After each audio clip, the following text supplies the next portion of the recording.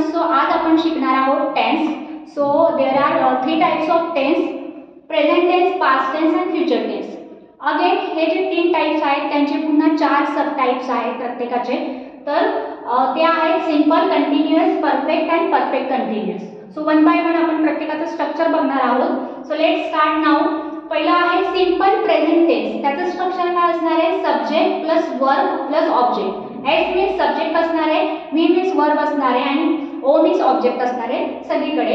So try to understand दिस. मी इथे shortly लिहिलेलं आहे. So subject plus verb plus object हे सिंपल प्रेझेंट टेन्सचं स्ट्रक्चर आहे. त्याचं एक्झाम्पल काय असणार आहे? I eat a mango.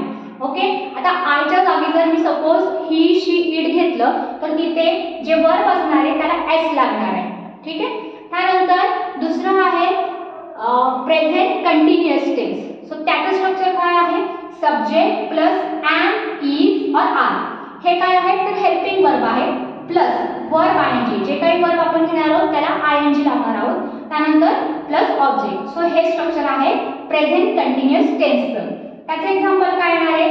I am eating a mango. Okay, आता आय सोबत काय येणार आहे? एम हे हेल्पिंग वर्ब येणार आहे. जर आपण ही शी इट घेतलं तर त्याच्यासोबत काय येणार? इज येणार आहे. ओके, देन वी और यू घेतलं तर त्याच्यासोबत आर येणार आहे. सो हे हेल्पिंग वर्ब आपल्याला काय करायचे? जसे आपण प्रोनाउन्स यूज करणार आहोत त्यासोबत ते हेल्पिंग वर्ब येणार आहे. त्यानंतर तिसरं आहे प्रेझेंट परफेक्ट टेन्स. सो त्याचं स्ट्रक्चर काय आहे? सब्जेक्ट प्लस हॅज और हॅव प्लस वर्बचं तिसरं रूप आहे plus object. So present perfect tense मध्ये आपण काय करणार आहोत? वर्बचं तिसरं रूप लिहिणार आहोत. त्यानंतर त्याच्यासोबत सब्जेक्ट सोबत काय येणार आहे? हॅज आणि हॅव येणार आहे. सो जर मी आय यूज केलं तर आय सोबत हॅव येणार आहे. ही शी इट यूज केलं तर त्याच्यासोबत हॅज येणार आहे. ओके, देन वी और यू यूज केलं तर त्याच्यासोबत अगेन काय येणार आहे? हॅव येणार आहे. सो जसं मी प्रोनाउन्स यूज करणार आहे त्यासोबत ते हॅव किंवा हॅज येणार आहे. त्यानंतर एक्झाम्पल बघूया त्याचं. I have eaten a mango. आता इटन काय आहे? तर इटचं तिसरं रूप आहे. आपलं स्ट्रक्चर तसंच आहे. वर्बचं तिसरं रूप आपल्याला लिहायचं इथे, त्यामुळे आपण इटचं तिसरं रूप इथे घेतलेलं आहे. So I have eaten a mango.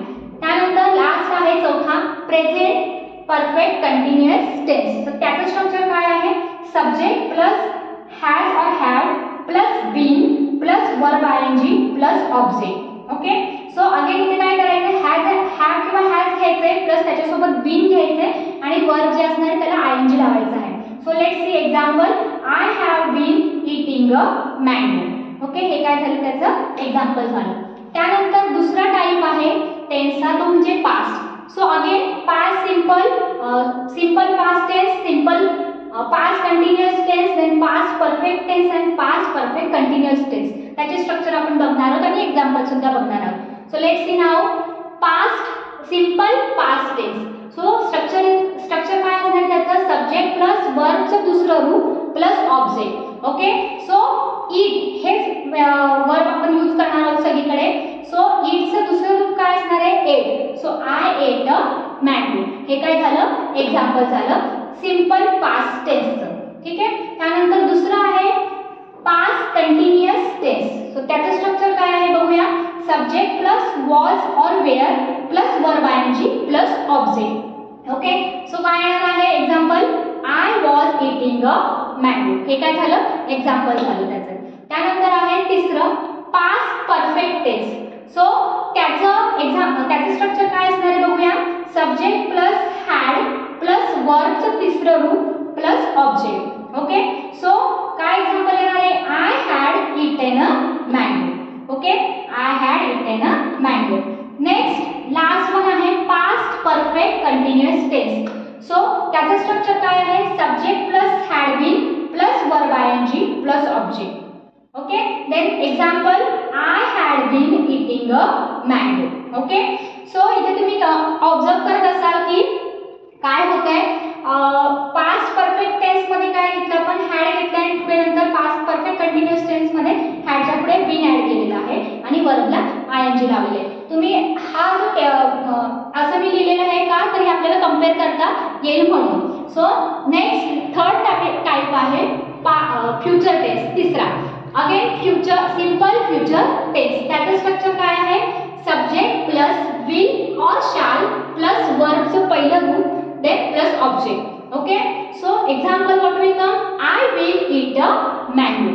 Okay, this will be the example of future, simple future tense. Okay, then future continuous tense. What will be the structure? Subject plus will or shall plus be. be use करायचा आहे plus verb ing plus object. Okay, example will come. I will be eating a mango. This will be the example. Next, future perfect tense. Okay, then see the structure. Subject plus will or shall plus have plus verb. So तीसरा रूप plus object. Okay, so example, I will have eaten a mango.